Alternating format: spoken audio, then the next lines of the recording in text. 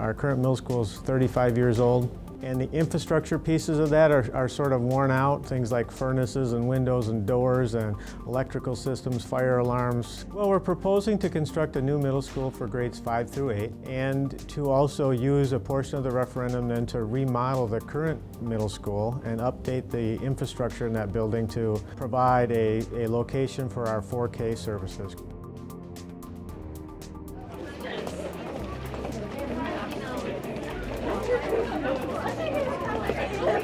There are ways in which we could do things more effectively if we had a little more space.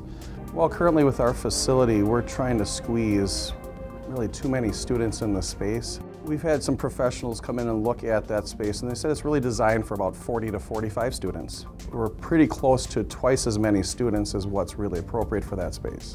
We have 3 physical education classes at a time that come into the gym, and it creates huge space problems. We've had to have soccer on one half of the gym and like floor hockey on the other side of the gym, which creates safety problems for lots of different reasons.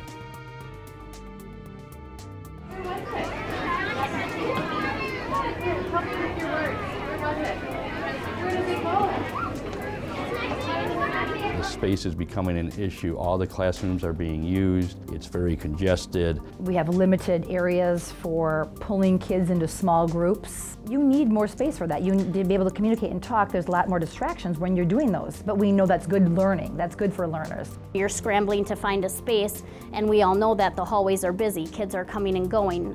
Classrooms are coming and going from specials or recess or lunch. And so all of those things can be a distraction for the students who really need that distraction-free environment to learn. We waste a lot of our heat just by radiant heat going out the chimneys. 20 to probably 30% savings on our fuel bill by switching over to a high efficient boiler. This is the existing elevator. By today's standards, the opening isn't big enough for the newer style motorized wheelchairs that we have on some of our students here. Well, this is our fire panel. We have an annual inspection done on it every year as required by fire code. And we've been advised for the past 2 years that we're getting extremely close to being non-compliant. We have a number of outdoor facilities that need substantial upgrades, not just annual maintenance, but substantial upgrades that just exceed the amount of money we can place in our budget to correct. The new middle school site has room for outdoor facilities over there, and we're planning on creating a softball complex. The running track is another one of those things. This was done in the early or mid-1980s. And then we turned our attention to the tennis court, same thing, built in the early 70s. Project at our running track football stadium includes a new track, a new surface, drainage, and some updates to our seating.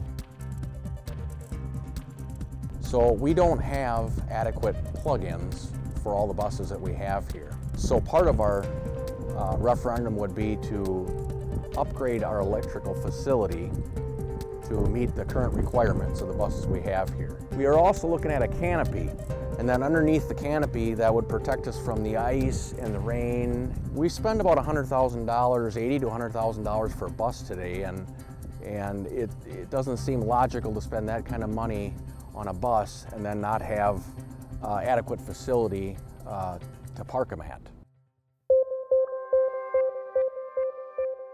Well, what's happened in the last year and a half is the elementary school has been paid for, and we've been prepaying debt on our high school. We're at historically low bond rates for municipalities, and construction costs have actually leveled in the last year because of the price of gasoline. It couldn't be any better time to do all these projects. So if we think about the global picture here, we have overcrowding in our elementary school that we're going to address by taking the 5th graders out and putting them in a new middle school, and taking the 4K out and putting them in a new primary center. We have a current middle school that's 35 years old that needs everything from a furnace to a roof to a door to a window, and we're going to remodel that into a 4K center and make a Boys and Girls Club out of that.